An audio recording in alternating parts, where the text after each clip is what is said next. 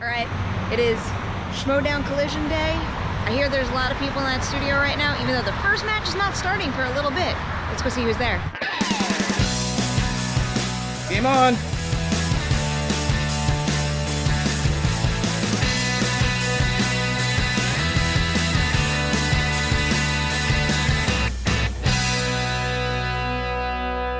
Hey guys, welcome back to Collider. Behind the scenes in Bloopers, we have yet another very special episode for you. This one is all about the Collider Collision. Do you want to know what it took to make that event happen? What it looked like behind the scenes while the matches were being played? You know what? I'm going to show you right now.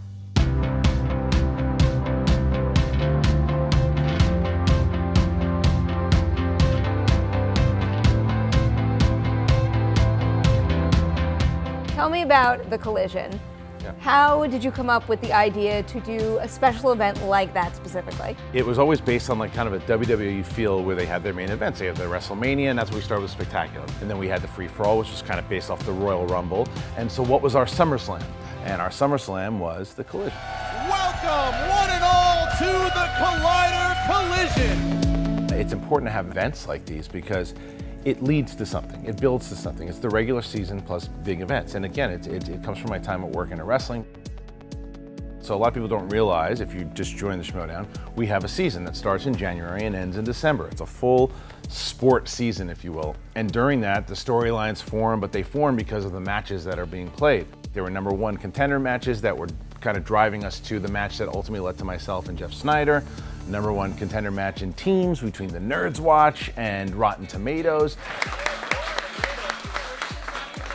And then we had the Jeremy Jahns Inner Geekdom match with Hector Navarro. Ladies and gentlemen, it's time for the movie trivia Schmoedown. 5 rounds for the Inner Geekdom Championship of the world. He is the Joker, Jeremy Jahns! Is there anything about how all the matches played out that surprised you or didn't really go the way that you thought the stories would? Story-wise, I love Hector Navarro. Hector Navarro is one of my favorite people in the world. He's funny, he's smart, and he's a great champion. I've been served. And you tied the game. But I've known Jeremy Jahns for a very long time. He's got a lot of personality, and to say Jeremy Jahns is my Inner Geekdom champion would have been a great thing to do. Jeremy Jahns, Lightning Bolt. Jeremy Jahns now 20. But he didn't do it. He missed the 5-pointer. Hector came away with the victory. What 80s rock song did 2008's Iron Man open to? Super Freak? Either way, like I said, there's always new storylines no matter who wins. It's just, like you asked, I'll have ideas of what I think is going to happen if someone wins, but I always got to have both options open. Myself and Snyder, I said it in the interview, I didn't want to win. I thought I will never play to lose, but I had Snyder going up against Merle, former Lions Den members. I think that would be a match that you could easily promote, and then you have Finstock kind of promoting his champion. 5. Father and son. Incorrect. Brandy is about Peter and Peter's mom. Not Peter and his dad. Yeah. Brandy is about Peter and his mom. New question. No, it's about his, but it's about who they are, which they're the sailors in the song. Tom, I need my manager to make this decision. It's a valid challenge. It's a valid challenge. It's a good challenge. John, we have a potential official challenge here. Because the wording of the question threw him off my answer, I am going to officially.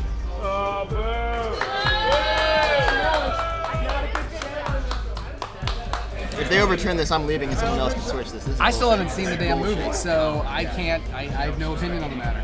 He clearly says in the song that Brandy represents Peter's mom, and he's the sailor who wishes he can stay with her, but he can't because his heart belongs to the sea, aka space.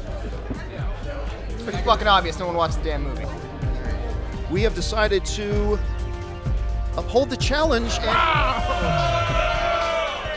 Thank you, judges. Thank you. That would have been a great storyline, but I had to go ahead and mess that one up myself and beat Snyder. Your 5-point question for the win. One of my favorite things about these big events whenever we do them is the fact that often we tape them on the weekends. This room is full. Yeah. Does anything ever surprise you when you see everybody out here and how excited everybody is? Yeah, I think that the thing that really got me was the energy and the reaction, and a bit flattering, I guess, when I played Snyder. When I got that question for scores and soundtrack at the end, the crowd screaming and yelling, that kind of blew me away a little bit.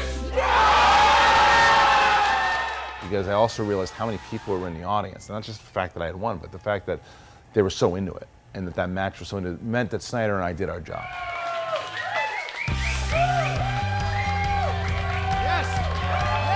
I think that, you know, it's always for me, I'm running around here by myself. I have a great team that I'm working with, but it's just the way I am. You're similar in the same way too. You want to make sure everything's getting done. You're running back and forth. I know that feeling. Yeah, so it's like I'm doing interviews at one place, I'm setting up the other one.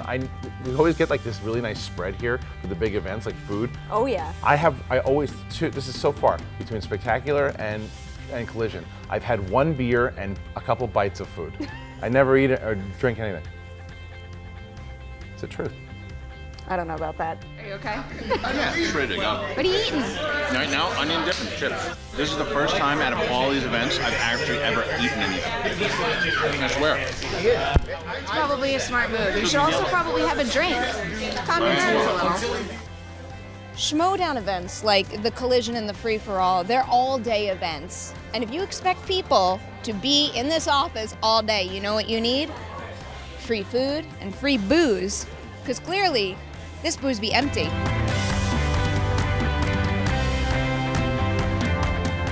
I believe they popped some champagne. I heard the cork, and then I was like, I'll be right there. Have you had a Jello shot yet? Yeah, I've had a couple. Okay. Yeah. And in one scoop. Oh, she took the whole thing out. All right. Done. It still looks really big to me. Yeah. All right, ready? 1, 2, 3. It's a talent. Don't die. Don't choke. The secret was you just had to swallow it really fast, Yeah. because otherwise you were gonna choke and laugh. That is what she said. Tell me a little bit about all the people around you that are helping you put the episode together. The unsung heroes are people like Aaron and Thad and Copster. I mean, Cody, who engineers all the damn matches. I come in here and they're all set up already. Cody, it's like a machine at this point. This is our technical director for the Schmoedown, Mr. Cody Hall, the one, the only, fantastic Mr. Cody Hall. Nice cuts today, buddy. How you feeling? I'm doing okay. It's been a long day. I'm hanging in there. It's the 5th match we're about to do. Feeling fantastic right now. Who you got? All right, that's enough from us. Back to you, Kristian. There's so many people, and I'm sure there's people that I'm forgetting. You help with the questions. For the small crew that we have, it really works. They know how it works, how the Schmoedown works. So I've been very, very lucky. Dad stepped under a ladder, so yeah, it's bad luck. Very bad luck. But I got fresh air filters in all of the air vents. They hadn't been changed in I think as long as the company's been here. So we've got some clean air going. It's time to get sweaty with some movie trivia knowledge. not only are we getting some cool trivia, but we're getting some clean, fresh air. Back to you. Triple threat match. It's time. It's about to start. But before it starts, I think some of the competitors are creeping in the background. Maybe Rocha's, huddled in a ball somewhere. I don't know. I think I just saw a Jedi, though. Do you have a favorite moment from the Collision? Watching Dan, Riley, and Rocha walking out inside of that main event and watching the fact that the three of them, because all three of them made the belt important. Because, let's call it what it is. It's a movie trivia contest. It should be like, if you just tell someone, we play for movie trivia belts, what? But when you realize what it is, and you realize that people have taken this so seriously, the guys who take it serious like that and come up with a big thing and can talk smack and have some fun, they make the belt important. The Outlaw, John Rocha! Dan Murray! Yeah!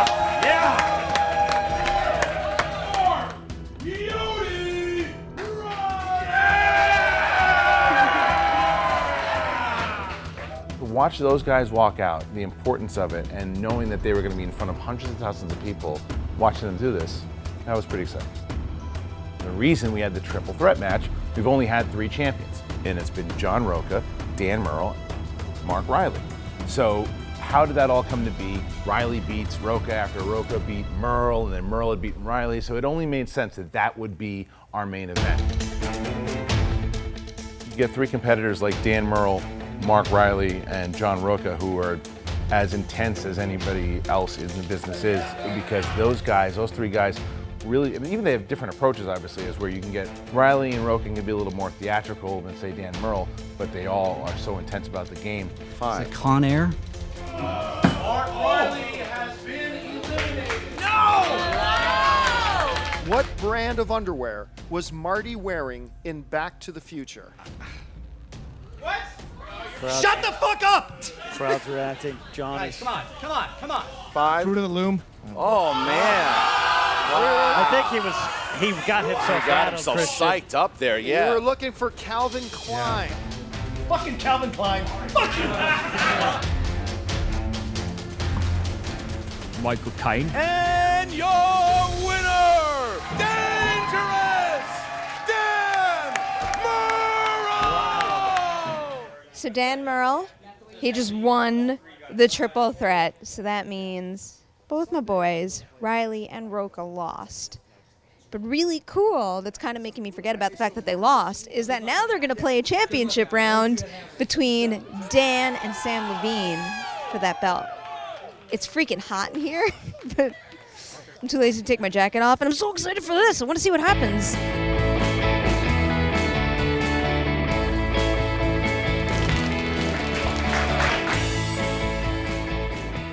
Merle's like that Brock Lesnar, Tyson guy. He comes in every once in a while for the big main events, comes in, plays.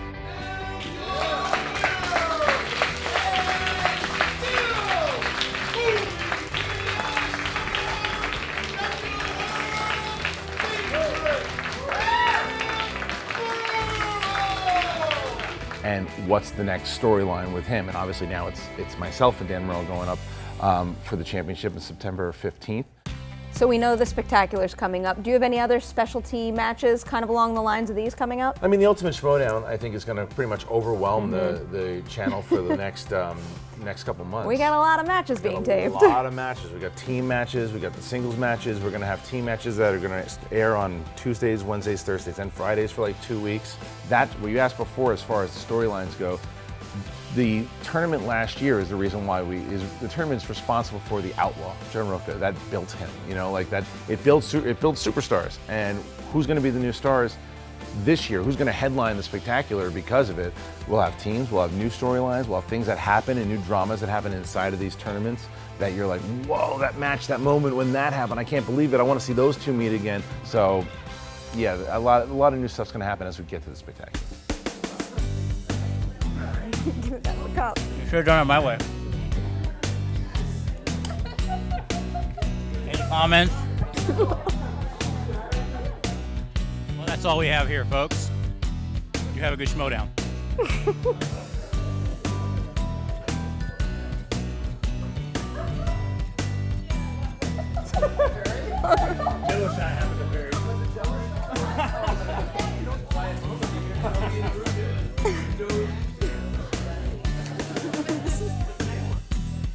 It was really fucking big. Go watch Bloopers. What's up, Movie Trivia Schmoedown fans? Jen Sturger here. We're on the big day. It's Collider Collision. Let's go talk to some of your favorites and see what's going on. Grace, what are you doing here? Good old porn shot. That's great. Read a report that Nut Job 3, Keep on Nuttin', is in production right now. I don't want to do this. Oh, they did Lord of the Rings. It's fine. Nope. Oh, put it back on. No, dude. Put it on. No. It's also known as Nut Job 3 Balls Deep, but they're like using that as like a. That's just a. Whoa. Yeah, we're going there.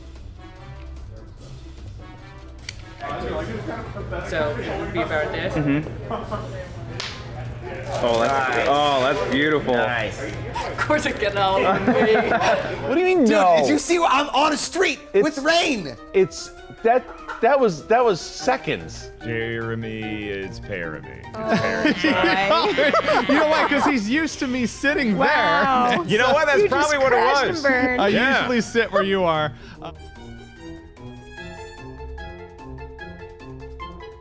Hi guys, happy Tuesday. I like applesauce.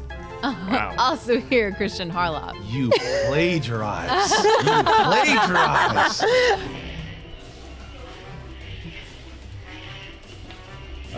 Hey guys, welcome back to your Sunday edition of Collider Mailbag. I'm a little sad Dennis is not here with me today, but Let's start over. You said I have Sunday. a cool buddy right now You said who's Sunday. wearing a really nice flannel shirt. It's plaid. I was waiting for that. We have John Rocha here. Hey, how's it going? It's a Saturday mailbag, by the way. You said What did Sunday. I say? You said Sunday. Motherfucker, let's do it again. I just said that twice. Stop it. Take it off. Take it off. Hold on. Stop.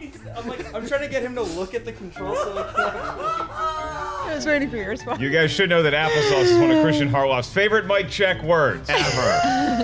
What is it about applesauce? Bro, that- yeah, it's just a stupid word, but the fact that Perri Nemiroff, my friend, my New York confidant, you little thief, Fredo, you. Let me get. I'm gonna laugh. Thanks.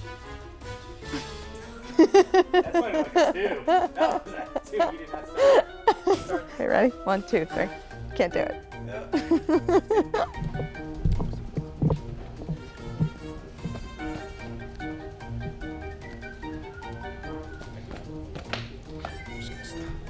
A possible Yoda movie, a possible Boba Fett movie being considered over at Lucasfilm.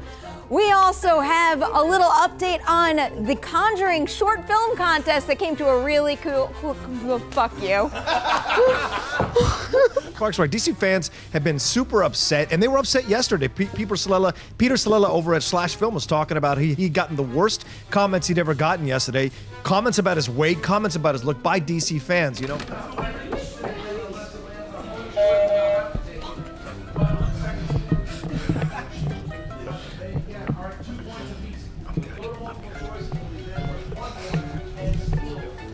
I had like 5 seconds to go. Oh my God. I'm still rolling. What else are we talking about? What's our second story? What's the second story? Oh, it. What did you hear? I don't know what I saw. I didn't want to see it. You are literally a minute into the game. With Rogue One in the rearview mirror, let's just fucking start it over, Jonathan. Why even fucking do that? Poldark. Oh, God. Demelza, I think she's a redhead. I guess that's a strawberry how blonde, could we maybe. forget Demelza? Yeah. Poldark. Yeah, we got a Poldark. Yeah, I didn't see. That's awesome. Instagram updates we've ever done. We don't know. The dust will settle on these rumors. I'm just fucking making it all up, Jonathan. I'm not even reading what I'm writing. I'm saying the word roading. Oh, cobster. Oh, tape ball. You gotta rank it because unless you rank it, what's the point, right, Perry? You're up first. Oh, that was terrible. Yeah. That's what you get for stealing was jokes. terrible. Yeah, take that You little applesauce. thief. Applesauce needs more credit than you give it. Garbage.